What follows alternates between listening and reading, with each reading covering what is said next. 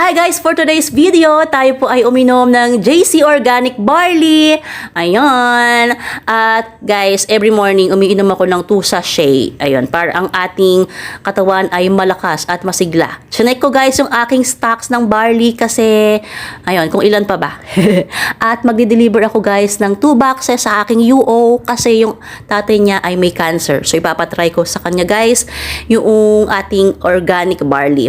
At nagpunas na ako guys ng aking mga frames kasi dumating yesterday from Framer, from Marikina pa siya guys galing, kaya hindi may iwasan na magkaroon ng alikabok at para naman maging mas makintab yung ating glass para sa ating clients. I-deliver natin yan guys sa Chaong, Quezon City and Pasig. So ayun, iisa-isahin natin yan guys na i-deliver kasi matagal na rin guys na hindi pa na-deliver.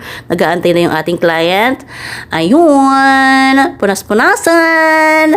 Ayan guys, marami siya guys kasi parang natambakan ako. Tapos malalaki rin siya, mga 20 by 30, 22 by 32, tapos 12 by 18 na canson paper and board.